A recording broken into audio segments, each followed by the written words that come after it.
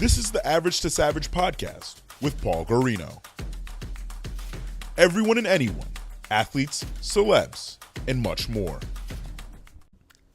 What's up, everybody? I'm back for another episode of the Average Savage podcast. Our special guest today is Michele Hart, co-author of Mental Health Emergencies. Michele, how's it going?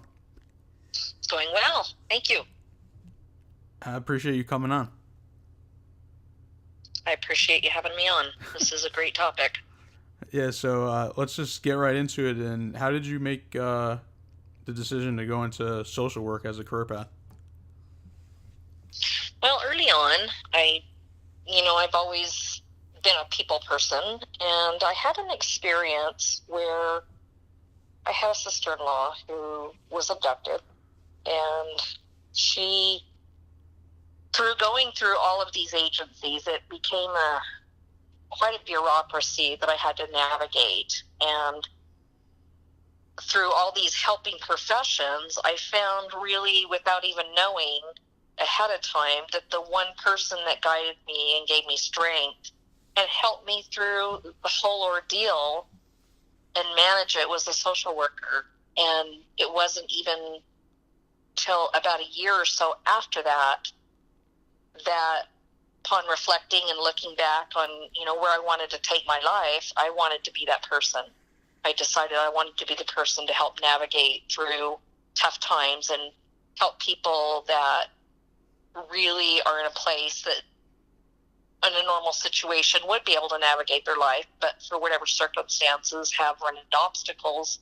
And I wanted to be the person to help navigate, because that was the most influential experience in my life. Gotcha. Yeah, that's deep. Yeah. It was a profound part of my life, and it changed the course of what I was doing. Gotcha. Your best-selling book has a lot of great tips and tactics for assisting people with mental health conditions, specifically dealing with substance abuse and suicide. But what was the first thing we, the readers, in the future first responders, should understand about ourselves before we even try to assist someone dealing with mental health issues? Well, I would say that what we need to understand about ourselves is that we are enough. We don't have therapists lined up on every corner waiting to help people. We are dealing with the people with mental health. We say them, but it's us. It's our neighbors. It's our coworkers. It's our family members. It's our friends. It's our children. It is us. And so we are enough as we navigate through our lives, and we come across people in our lives who are in need. We have to understand that professionals are the second line. Usually we are the front line people, mm-hmm. the people you interact with on a daily basis. So the most important thing is you are enough. The person that's in that moment is enough for that moment. You don't have to have extensive knowledge or training or schooling or academics or experience. People are enough. Yeah, for sure. And how did you guys come up with starting the book, and how did it all get put together? Well, my co-author, Nick Bennis, he was a business director, and I was the clinical director of an agency. And what he found was that he was getting called out on situations because as therapists, we're involved with daily client interactions, and we don't have crises based on a 9-to-5 situation or when therapists have availability. So as a mental health person in the field, he was able to go out and hold the situation and listen and use some of the techniques that the book talks about to keep somebody in a stable place until further assistance could be rendered to that person, and actually be able to assess a situation, say if a person needed further help through via hospitalization or by just support of other people, family members and such. And in doing so, he realized that he is who this book is written for. He is the non-mental health trained person who deals with people on a daily basis. And in doing so, he realized that this information could be out there for everyday people experiencing life with their family and jobs. So when he approached me about putting in the clinical perspective of the book, I was more than happy to jump in with him. Yeah, that's awesome. And going back to what we were just talking about, how do we assist or determine the needs of colleagues, friends, or loved ones when they're facing a mental health concern or crisis? I would say the most important, and what the book reiterates, is to listen. Mm-hmm. So being present with somebody is the most important thing we can do, and part of being present is to listen. We don't listen with a response in mind. We don't listen with a predetermined notion of what this person is experiencing. We listen with the presence of just being with that person, and we hear their words without assumption, and we try to just listen to it. If we listen enough, they are going to tell us what they need. Mm-hmm. And it's just the sense of presence and using your own body and energy to bring a situation down so a person can get themselves into a stable feeling and be able to relay what it is they're experiencing. So ourselves as listening, present people are enough. Yeah, that definitely makes sense. And can you provide our listeners with the present day stigmas surrounding mental health? Well, I think, the media has really portrayed it as, people running around streets and being all crazy and dangerous. And the stigma, nobody wants to talk about mental health. It's always them. And I think I started out with this is people, it's them, it's other people. We always say they or them, but it's us and it's ourselves. If I think at some point in every person's life, they're going to have a mental health crisis, whether it rises to the level of needing a higher level of care is to be determined. But we all experience it, and we all have had it touch our lives. So the fear surrounding mental illness, it's our mind and our body is one. So it should be treated as one. And we need to decrease the stigma of it being this scary, secretive illness. It's everyday things, and it's just when your mind and body really aren't making the right connections, we have a mental health crisis. And we really need to understand that it's not a scary thing. It's something that happens daily, and most of us have the capacity to manage it. Yeah, for sure. Can you give me any stories that people shared with you who read the book that impacted like their life, or someone that you met at a book signing? I did meet a person at a book signing, and this person had seen, it was a Barnes & Noble signing, and this person had seen a preview of the book and the day I was going to sign, and realized that this might be something that would help them. They had a family member with a military experience who had come back with some PTSD, and they were unaware of what to do or how to help. And so they, upon talking to him at the book signing, this was actually meant for them. So this book was actually designed to give this woman the tools that she needed to sit and reduce the fear and reduce the stigma. And I heard later on at another signing, I received an email stating that she was able to utilize the power of presence and the power of active listening and the power of paraphrasing back to her family members, so that she really felt like, rather than presume, she could understand and get a better understanding of what her family member needed, not only in that moment, but to actually prevent another incident from happening. She learned to recognize signs and symptoms. And then also, it wasn't in the book, but we talked a lot about having people in your life that every one of us should have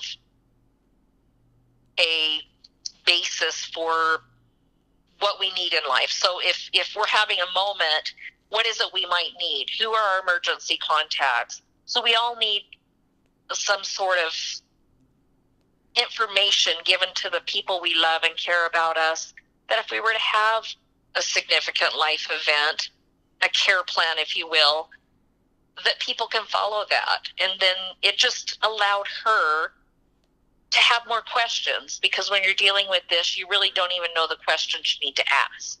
So through reading the book, she was able to develop a more thorough knowledge of what she did and didn't know, and ask more questions to gain insight. And to me, that was really powerful. Yeah, that's awesome. How does that make you feel to, like, your book has an impact on people's lives? You know, I don't know they've invented a word.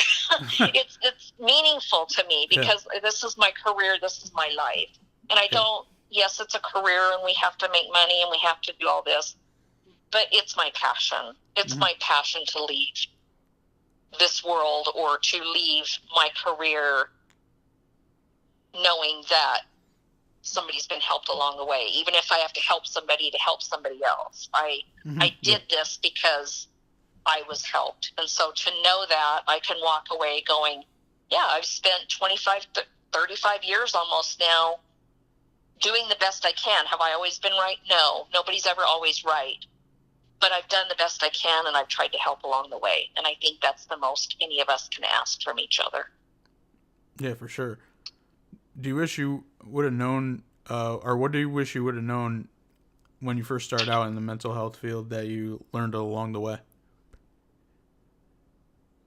I kind of feel like it's what's in this book. You know, this book, I actually, I've had several book signings, and I had a couple of people from a university come and buy the book because they said they're starting into social work. And they themselves, I mean, we start off and we do all of these collegiate texts, and we have to have all this, you know, book knowledge, but they don't give us a lot of working knowledge. And this book is working knowledge. It's what do I do, A, B, and C? What do I look for?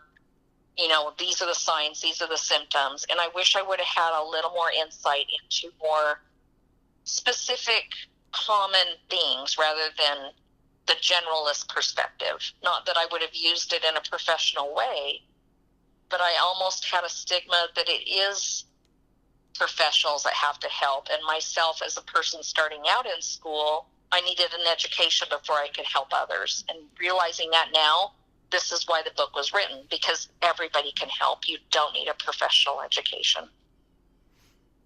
Yeah, definitely. And are you ready for some lighter questions? Uh-huh. What are your goals for 2019? 2019, you know, I want to travel. I work in a school setting right now. Yeah.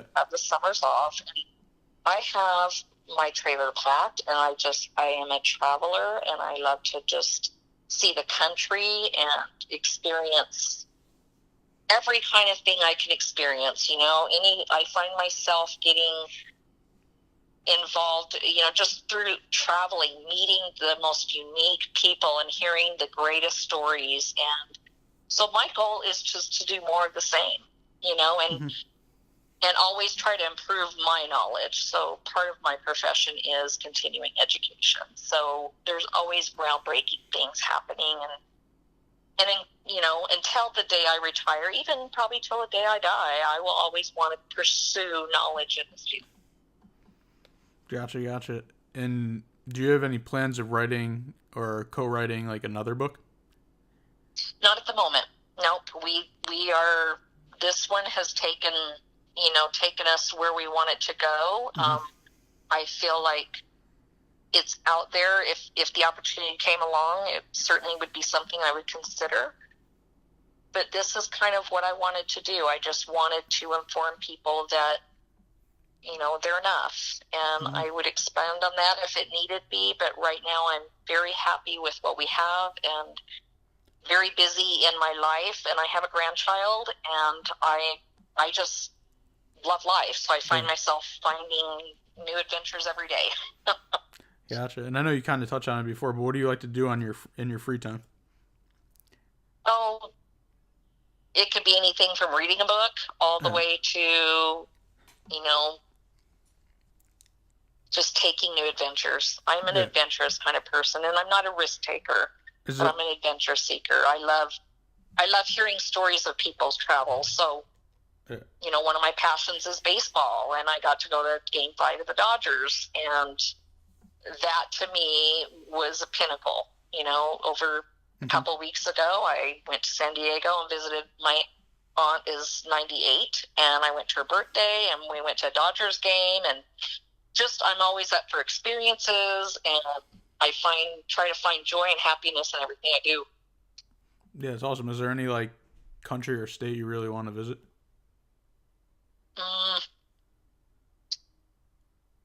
I really want to get a lot back east. I've seen most of the Western United States and the Midwest. Yeah.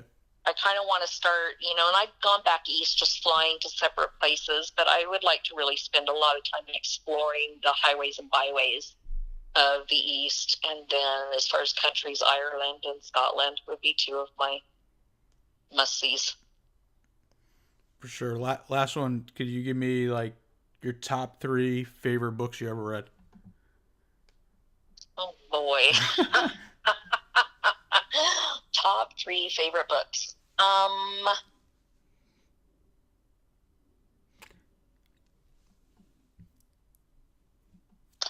That's a tough one. How about 3 books you recently read? Well, I am a self-help kind of guru kind of person. Yeah. And so I've been reading because of just knowledge-wise. I've been reading the 7 principles of making a marriage work. Okay. I think it really has a lot of good, solid stuff in it. I just like reading. I like reading like that, and then I like autobiographies. Okay. So Adam Greenberg's book. I'm a baseball fan, so Adam Greenberg wrote a book, and it's an amazing book. And I don't know if you're familiar with that one or not, but yeah, for sure. I love that book, and I love each chapter, how he gives just insight and a meaning to what he experienced and puts it into life. I just love that book. And then one of my other ones is Patrick Kennedy. He's one of my favorites, and he wrote a book called The Common Struggle. And I follow him a lot because the Kennedys tend to they're the foundation for mental health parity, which means that mental health shouldn't be separated from physical health. That when you go to the doctor, you shouldn't make a higher copay because you're doing mental health versus going in for a physical exam. Mm-hmm. So the Parity Act and the Kennedys and anything the Kennedys do, I follow because of that. They're big believers in equalizing mental health, destigmatizing mental health. And so that's probably the book I love the most, just because I love how his family, what they've done for us. Yeah, for sure. I'll take those answers. Okay. Are they good? Yeah. Because they're my favorites. Well, I appreciate you coming on, and can you let the people know where they can buy your book? Anywhere. So any